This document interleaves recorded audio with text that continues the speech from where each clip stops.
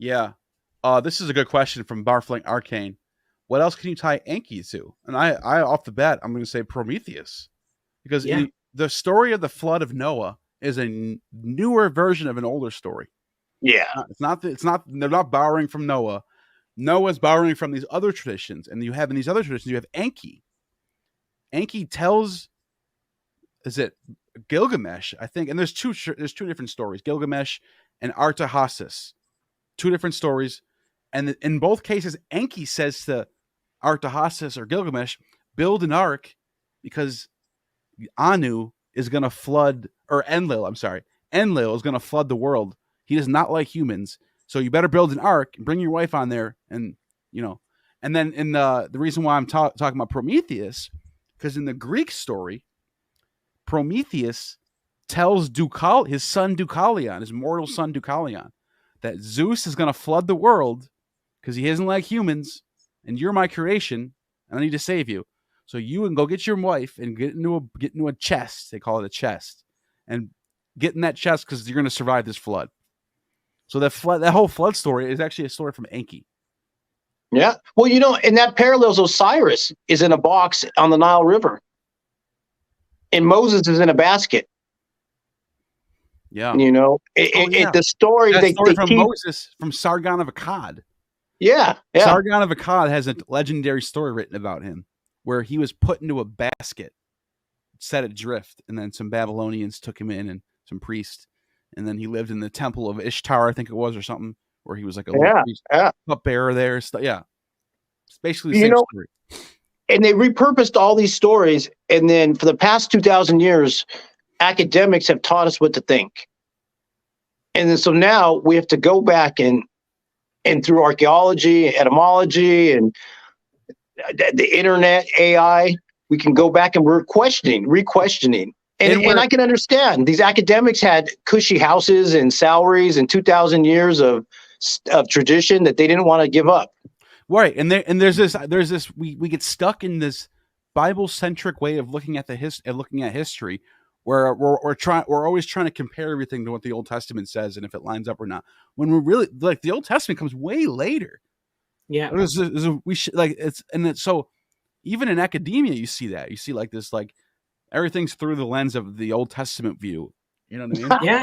And I mean, you do get some other, I really suggest that, just do a lot of reading and don't just take all these academics at face value, because, the academics are just as political as the rest of us. But just going back to like the Enki thing, when I think Enki, I think trickster, right? They're one of these primordial trickster type figures that you see across so many different traditions. They bring magic, they bring technology, they bring reward, but sometimes they bring destruction. You never know with the trickster character, and Enki's clearly fulfilling that kind of a role. Oh, speaking of semen, the Enki is tied to semen. Do you know that? No, how? I'm surprised.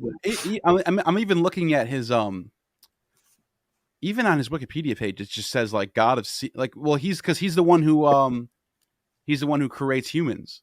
Look, it's semen. It's like this magic. So what happens is, sorry if I get this wrong, if anyone's a seriologist watching this, but apparently he makes semen, like this magic formula to create humans with. He's the one who creates it.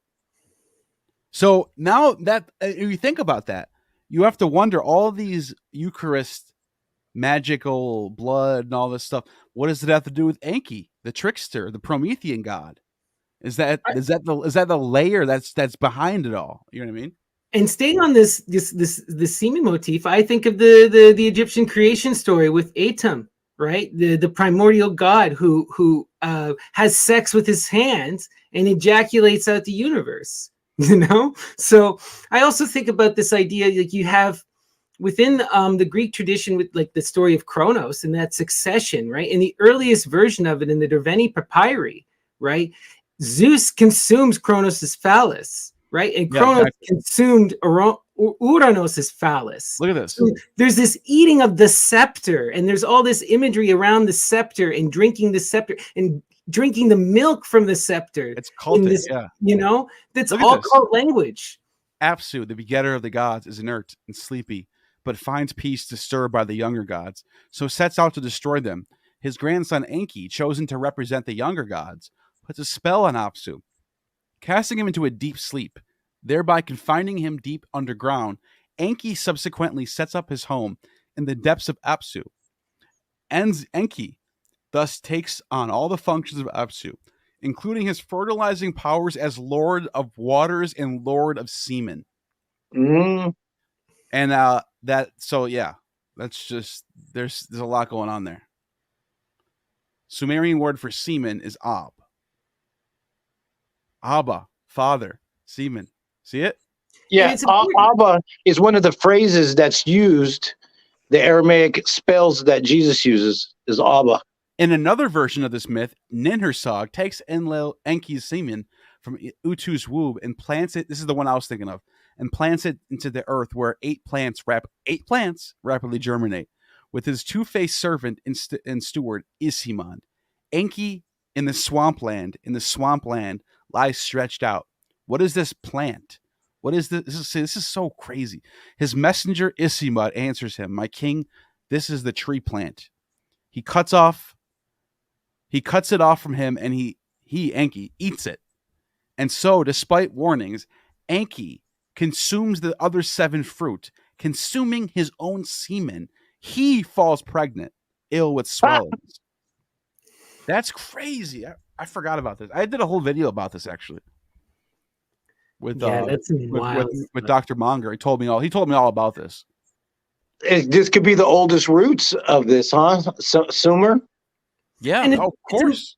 It's important too, though, that we have the proper mindset for a lot of this. It's like they're transforming these priests and these priestesses into drug production machines, as well as their animals. So when they're ingesting the semen or the vaginal excretions or the menses, or they're ingesting the breast milk, all of these people who are providing these fluids are also been fed tons and tons of drugs and are processing these drugs, just like you would see them doing with the reindeer or other animals like we were talking about, and we know that shamans do this regularly. Like, people consume the urine of shamans in order to have hallucinogenic trips, right? Yeah. So well, guys, I'm gonna have to bounce now. Yeah, I was gonna say we can wind